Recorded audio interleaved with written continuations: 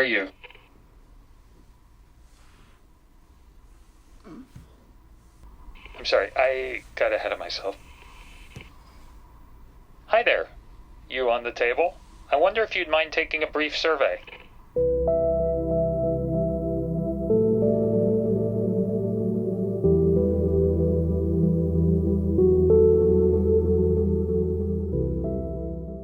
I cannot stop thinking about Severance, and I think it's because it's just so deep and philosophical. I just also thought that Severance is an outstanding metaphor for Christian principles like evangelism and this world's spiritual reality. It has some great philosophical conflict throughout the show, like free will, and I think this draws the viewer in.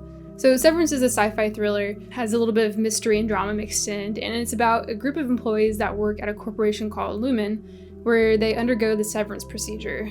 This operation separates their brains so that one consciousness lives out their personal life while the other lives their work life. But the two act as a separate person, even though they're the same person. So this inevitably leads to their office selves, or what they call innies, trying to find freedom from their work prisons, while their outside self, which they call outies, grapples with the emotional turmoil they're trying to run away from.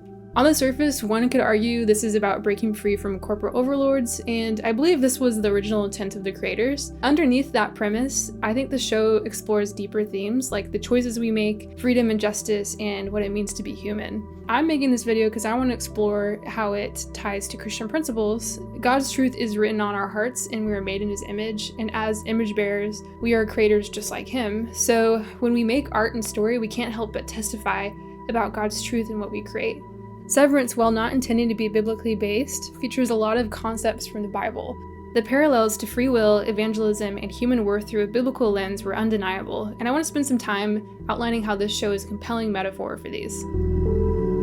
I am aware that this alteration is comprehensive and irreversible. This show presents free will in a really compelling way by contrasting the outer and inner selves in that world. The innies obviously want to escape, but have to make peace with the fact they keep showing up to work. As horrifying and hellish as their prison is, the outies come back to work each day, choosing to put themselves through it day in and day out. This establishes a bleak internal conflict for the characters, and they must face the fact that they themselves are personally responsible for their reality. At the start of episode 1, we see Helly continue to enter the stairwell as she's introduced to this new prison, and she keeps coming back, and as an audience, we're kind of confused as to why she keeps coming back, and it's kind of horrifying to watch. And then you slowly put the pieces together that her outie is choosing to put herself back in the office hallway. The show establishes right off the bat that she's the one responsible for being there. So all the innie sees is the work hallways, which is just horrifying that her innie is subject to being at work 24/7, technically. That is horrifying. It really raises the stakes. Mark's character seems to have an understandable reason for coming back, that being that he's trying to forget about his grief over his dead wife for 8 hours a day. That's what he always says throughout the show. However, he is constantly challenged on this, especially from his sister. She basically argues that it's just not a healthy way to live. Ultimately, his choice to sever is more of a surrender to darkness than it is him getting control over his grief. This type of decision-making is part of our very nature, and often we prefer comfort and we love avoiding hard truths. In the Old Testament, God frees the Israelites from Egypt and brings them on a journey to the Promised Land, yet they constantly long for the familiarity of Egypt. And like the Israelites, the outies in Severance continually return to Lumen, choosing the comfort of their self-imposed prison over the uncertainties of confronting their pain and reality. Free will has always been a super interesting philosophical conflict in media, and one of my favorite examples is in The Matrix when Neo grapples with whether his choices are his, like when he takes the pill or when he's talking to the Oracle about his destiny. As for Severance, this show focuses on free will when it comes to the hell we choose. It claims that ultimately these characters are directly responsible for putting themselves in this hellhole. Thinking about this, I am reminded of the choice that Adam and Eve made in the garden. They were given the ability to make choices, and with that freedom, they decided to choose basically hell in this sense instead of a relationship with God. Similarly, the outies in Severance choose to sever themselves from their pain, thinking they would escape suffering only to find themselves trapped in a greater bondage of their own making. Not only this, but this choice reflects the fall of humanity, where one act of rebellion spreads suffering to others as well. The Audi's decision condemns their innies to a life of torment, showing how sin's consequences ripple far beyond one person. Also, Severance is similar to The Matrix in that they both are stuck in a world or a type of simulation. They are trapped or enslaved. Being blind and enslaved to sin is the trapped world that we live in. We are trapped in our flesh, much like these characters are trapped in the pits of the corporate world. The main conflict of the show is the audience wanting to see them be set free. Severance does a great job in presenting the human condition of our choices and how we participate in choosing sin. And as the audience, we are desperate for them to be enlightened and see the trapped world for what it is, and for the rest of the society to see Lumen for what it is. But what happens when there are other forces at play trying to keep them in the dark? If the Egan philosophy is illumination above all, Illumination beyond all, but yes. then why doesn't that include us? Why are we down here still working in the dark? There's several situations and characters in this show that are very reminiscent of evangelism and spiritual warfare in our society today. Lumen does everything in their power to keep these people under control. There are several agents that constantly manipulate and gaslight the workers, especially when they sense them trying to exercise any type of resistance. Seth is just a menace. He is constantly checking up on them, putting new safeguards on, like blocking the door off later in the show. What's especially manipulative is telling them information about their Audis in what I feel like is just a way to appease them. And so he kind of flip-flops from going from telling them what they want to hear and throwing them parties to straight up enforcing punishments that are super inhumane. And then there's Miss Cobell, which is actually insane. So she'll be the one giving out rewards, also promoting Mark straight off the bat in the beginning of the show, which just kind of displays their power dynamic. She also monitors their Audis and goes to all sorts of crazy lengths to keep them from breaking free. So it's clear from the start that these corporate lackeys are not to be trusted and only seek to control these office workers. Not only that, but I would say that Lumen is very symbolic of the spiritual forces in our world that keep people imprisoned in their flesh. I find it especially interesting that their name is Lumen, which appears to originate from the Latin word lumen, like literally sounds the same. Lumen, which means light or source of light. So essentially, I would say Lumen in the show is trying to masquerade as light. In the Bible, light is used as a metaphor for truth and God's goodness. Light represents love, comfort, and God's unchanging nature. 2 Corinthians 11:14 tells us that Satan disguises himself as an angel of light, because that's literally the only way to get our attention. We are hardwired to be drawn to light, to seek good, truth, and love.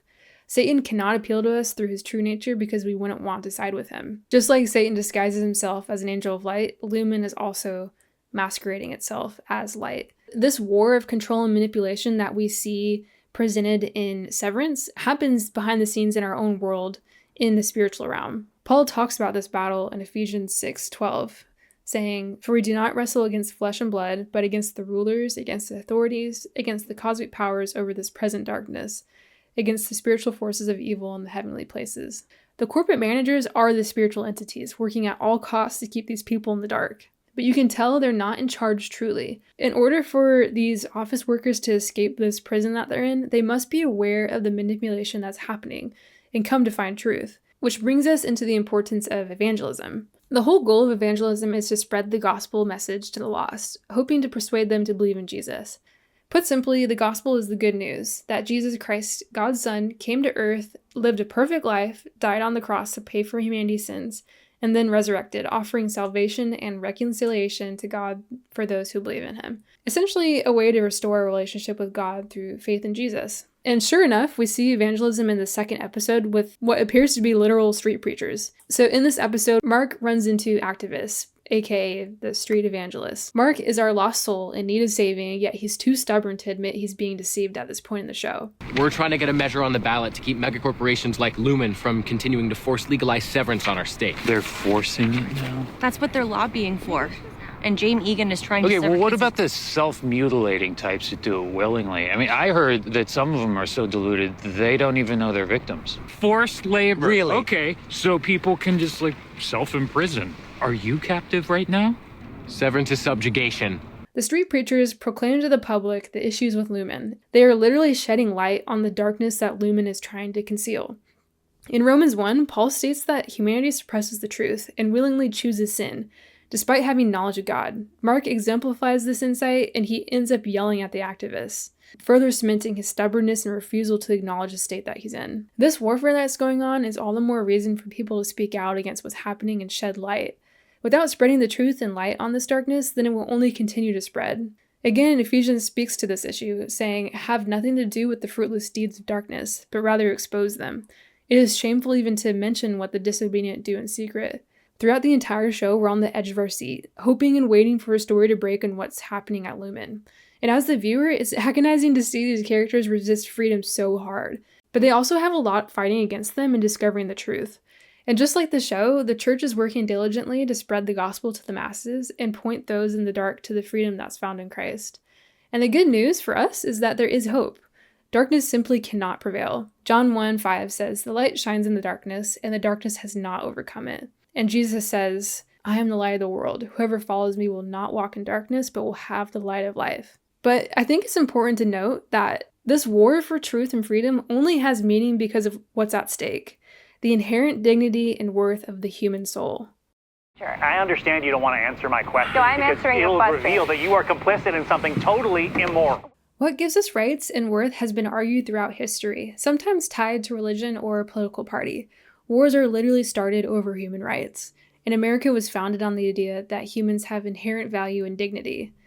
Philosophers like Immanuel Kant identify that yes, we humans have intrinsic dignity as evidenced by our rationality. However, they fail to give reasons for why we have worth. Where does our worth actually come from? We can make our best guesses as to why humans have value, but the only one that can truly explain the origin of this nature is the one who created us in the first place. Personhood is well articulated in the Bible, as evidenced largely in Genesis, the account of the creation story. In Genesis 1, human beings are created in the imago Dei, or the image of God. So what exactly is the image of God? Being made in the image of something or someone means that creation takes on the traits of that creator. So as humans, we are made to resemble God, both mentally, morally, and socially. We reflect his rationality, his sense of justice, his love, and desire for community and relationships. Not only that, but after God created humans, he deemed them as the crown of his creation, saying that it was very good. Throughout the Old Testament, God sets laws and parameters to protect people from harming each other, which implies that God cares deeply about his creation and wants to make sure people are treated with the worth that he created them with. A scene that really stood out to me was, I think, in the middle of the show when Helly's Innie requested that her Audi let her resign. In the start of the show, you think that there's really no way of them leaving, but you come to find out that they can actually request to resign as long as their Audi approves it. And in a really heartbreaking moment, Helly's Audi denies her Innie's request to resign. I am a person. You are not. Her Audi's reaction is gut-wrenchingly ruthless. When I saw this, my mouth literally dropped. I screeched. I was like, no way she just said that. The Audis want to think that they're different people, and that in itself is so cruel and so dehumanizing to themselves, yet they still do it. In this moment when Helly's Audi denies her request, immediately the audience can't help but reject that statement that she's not a person. It's very clear that the Innie version of Helly is still Helly. She is a person with inherent worth and value. Unfortunately, there are consequences to an unbiblical view of personhood. Justin Holcomb writes that without this understanding of human personhood as image bearers of God, society is ultimately free to degenerate into violence, oppression, and exploitation of the weak by the strong. We as the audience are completely gripped by the show and identify heavily with the Innies because we want justice for them. We want them to be treated like humans with inherent dignity and value, and they want that too. And so this show does a great job testifying to the fact that humans are made in the image of God, and when that's broken, a sense of injustice has been committed. We want these characters to wake up and claim their agency because we see ourselves in these characters.